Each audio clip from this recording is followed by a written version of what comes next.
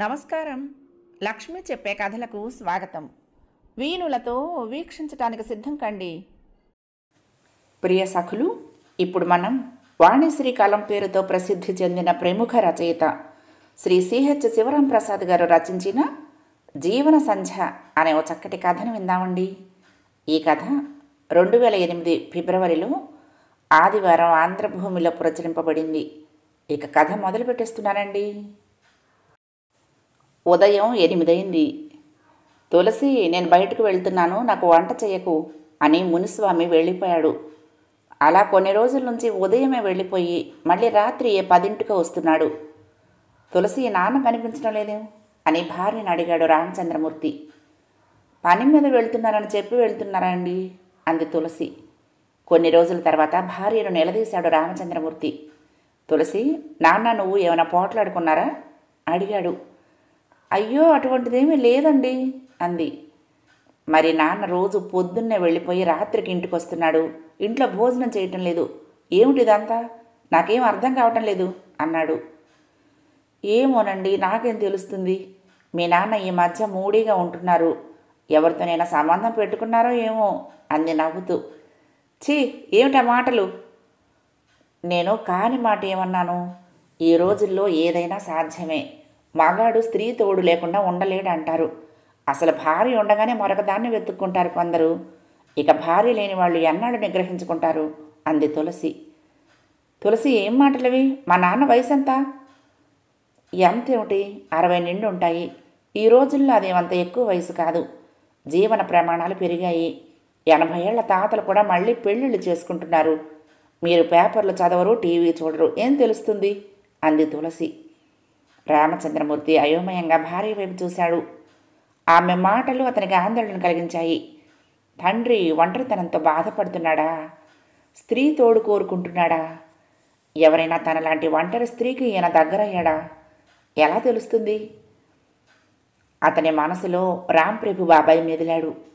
నాన్న బాబాయి చిన్నతనం నుంచి కలిసి చదువుకున్నారు. వాళ్ళిద్దరి మధ్య దాపరికాలేమీ లేవు. తను రాంప్రభుని బాబాయి అని పిలిచేవాడు.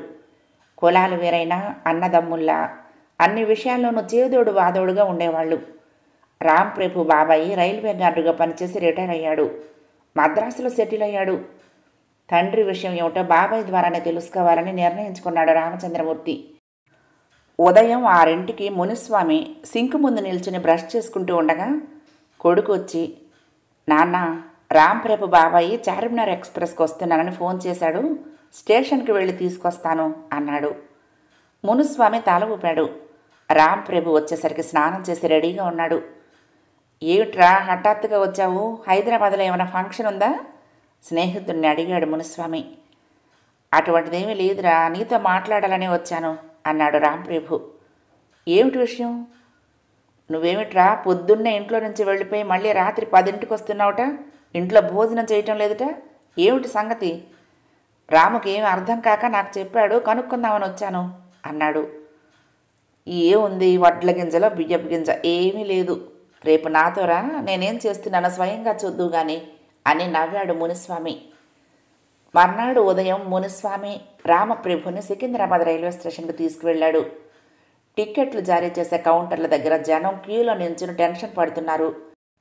ట్రైన్ దిగి వచ్చే జనము, ట్రైన్ బయలుదేరటానికి 5 నిమిషాల ముందు వచ్చి హడావుడిగా పరిగెత్తుతున్న వాళ్లతో అక్కడంతా సందడిగా ఉంది. మైక్లో రైళ్ల రాకపోకల గురించి అనౌన్స్మెంట్లు వినిపిస్తున్నాయి. డిస్ప్లే బోర్డు మీద ట్రైను నెంబర్లు, అరైవల్, డిపార్చర్ టైము, ప్లాట్ఫారాల నెంబర్లు, డిజిటల్ లెటర్స్ పడుతున్నాయి.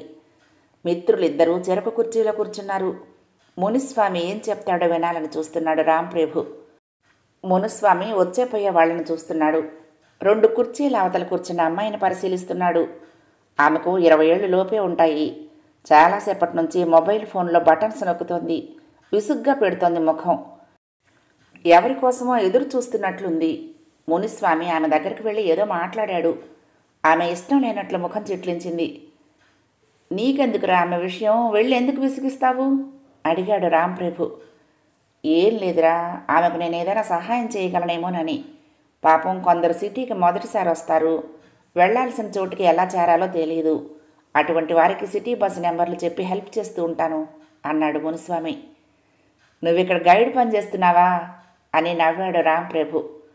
ఇంతలో కొందరు వచ్చి ఆమెను కొట్టుకుంటూ లాక్కెళ్లారు. సంగతి ఏమిటంటే ఆమెది ఖమ్మం. సరదా పడితే డ్యాన్స్ నేర్పించారు పేరెంట్స్.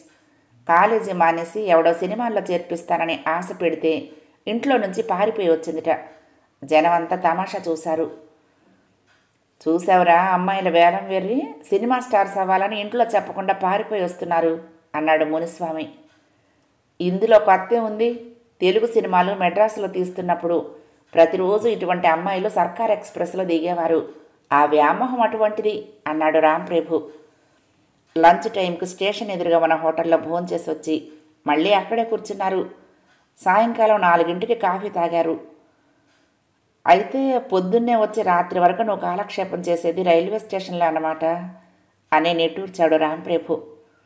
ఓహో, ఒకరోజు ఈ స్టేషన్లో, ఇంకొక రోజు నాంపల్లి స్టేషను, మరొక రోజు కాచిగూడ, తర్వాత ఇమ్లిబన్ బస్ స్టేషన్లో, మరొక రోజు పబ్లిక్ గార్డెన్స్. అలా తిరుగుతూ ఉంటాను. ఒక్కచోటైతే బోరుగా ఉంటుంది అన్నాడు మునిస్వామి నవ్వుతూ. ఇదేం పనిరా, రోజు దేశదిమ్మరిలా ఇలా స్టేషన్లలోనూ బస్టాండుల్లోనూ ఎలా కూర్చుంటున్నావు? విసుగు పుట్టడం లేదు అడిగాడు రాంప్రభు.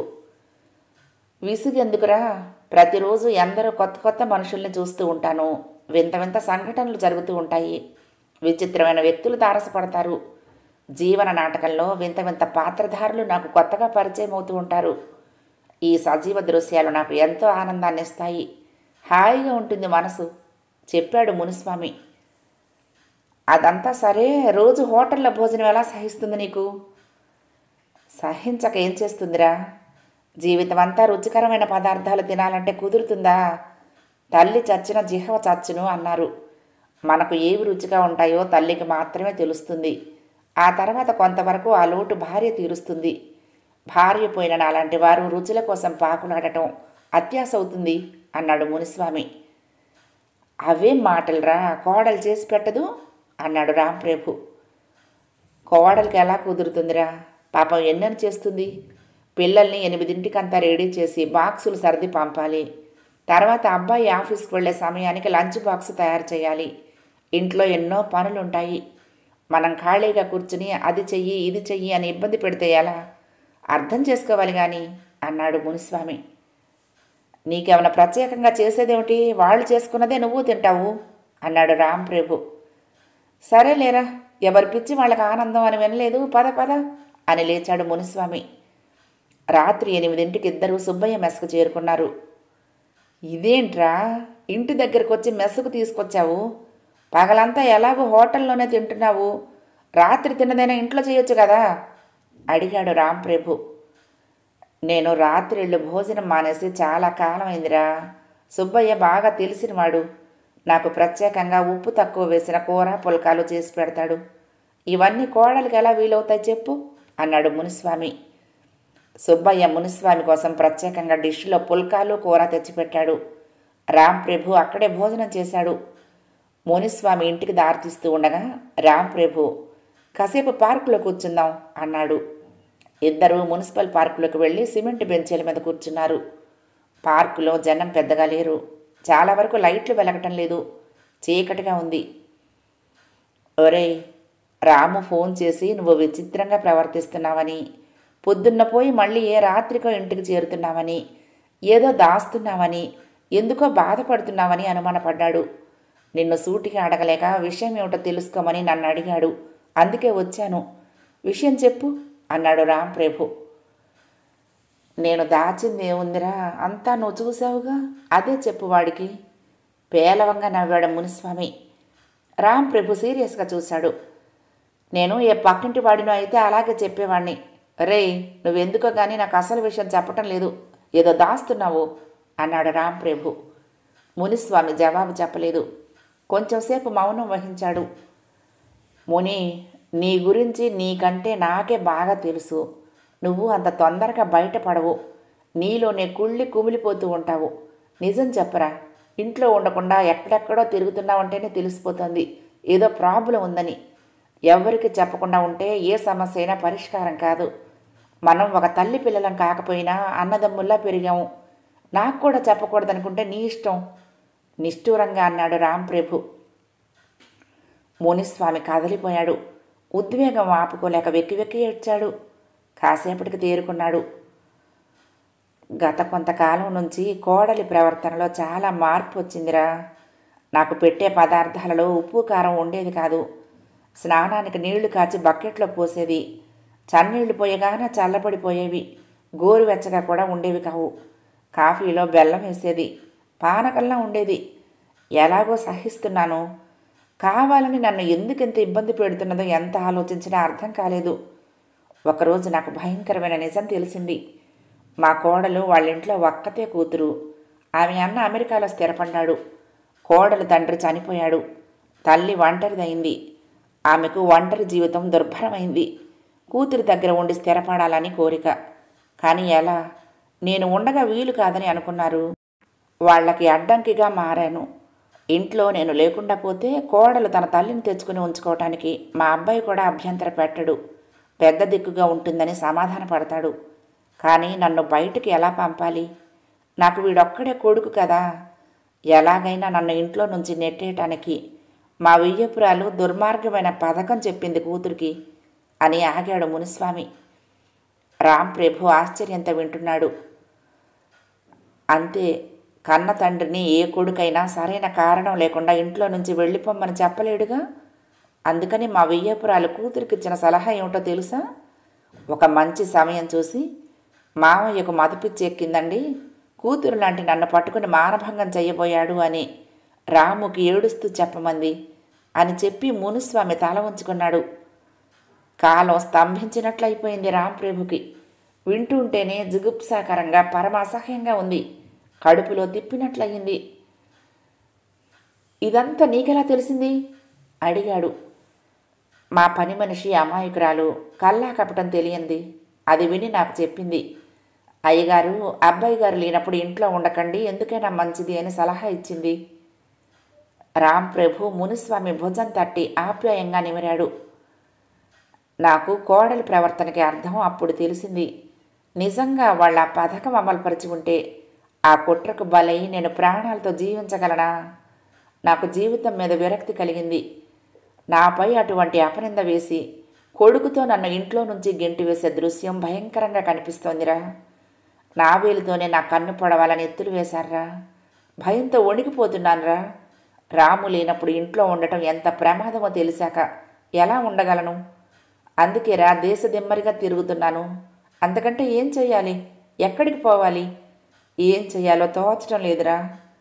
కన్నీళ్లు తుడుచుకుంటూ అన్నాడు మునిస్వామి. రాంప్రభు నిట్టూర్చాడు. మునిస్వామి ఎటువంటి క్లిష్టమైన పరిస్థితుల్లో జీవిస్తున్నాడో అర్థమైంది. మానవ సంబంధాల దిగజారాయనటానికి మీ కోడలు వియ్యపురాలి దుష్ట పథకం పరాకాష్ట. నీ కోడలు చెప్పింది పచ్చి అబద్ధమని, అభాండాలని నువ్వెంత ముత్తుకున్నా ఆ సమయంలో ఎవ్వరూ నమ్మరు. మోసం మాటలే తొందరగా నమ్మేస్తారు జనం. ఒక రకంగా అదృష్టవంతుడివే. లేకపోతే ఆ సంఘటన మాయని మచ్చలా మిగిలిపోయేది. బంధుమిత్రులంతా నిన్ను చీడపురుగులా చూసేవాళ్ళు, ఎంతగానో అసహించుకునేవాళ్ళు. కన్న కూతురు లాంటి కోడలిపై కన్నేసి అత్యాచారం చేయబోయారని ముఖాన ఉమ్మేసేవారు. చాలా ప్రమాదం నుంచి తప్పుకున్నావురా అన్నాడు రాంప్రభు. మునిస్వామి తల వంచుకొని కూర్చుని ఉన్నాడు. అతని దుఃఖానికి అంతే లేదు. రే ముని, ఇక నువ్వు ఆ ఇంట్లో ఒక్క క్షణం కూడా ఉండొద్దు. కారణాలు ఏవైనా అంతా ఇప్పుడు వృద్ధాశ్రమాల్లో గడపడానికి వెళ్ళిపోతున్నారు. సిటీలో వందల కొద్ది ఆశ్రమాలు నడుస్తున్నాయి. మంచి ఆశ్రమం చూద్దాం. నిన్ను అందులో చేర్పించేదాకా నేను నీతోనే ఉంటాను. అక్కడంతా మన వయసు వారు, మనకంటే పెద్దవారు ఉంటారు. ప్రశాంతంగా గడుస్తుంది. నువ్వు నీ అంతటా ఇల్లు వదిలితే నీ కోడలి సమస్య తీరుతుంది. పైగా సంతోషిస్తుంది. అప్పుడప్పుడు నువ్వు ఇంటికి వెళ్ళి గడపొచ్చు. వాళ్ళు నిన్ను చూడటానికి వస్తూ ఉంటారు. నీ ఆఖరి మజిలీ అదే. ఇక నువ్వు వర్రీ కాకు, సంతోషంగా ఉండు అని స్నేహితుడి భుజం మీద చెయ్యి వేశాడు రాంప్రభు. మునిస్వామి అలాగేనని తల ఊపాడు. కథ సమాప్తం. ప్రియ సఖులు, ఈ కథ మీకు నచ్చితే తప్పకుండా లైక్ చేయండి, షేర్ చేయండి, కామెంట్ చేయండి, సబ్స్క్రైబ్ చేసుకుని నన్ను ఎంకరేజ్ చేయండి. ఉంటానండి. ప్రేమతో లక్ష్మి, కృష్ణాతీరం దుర్గమ్మ సన్నిధానం. నమస్తే.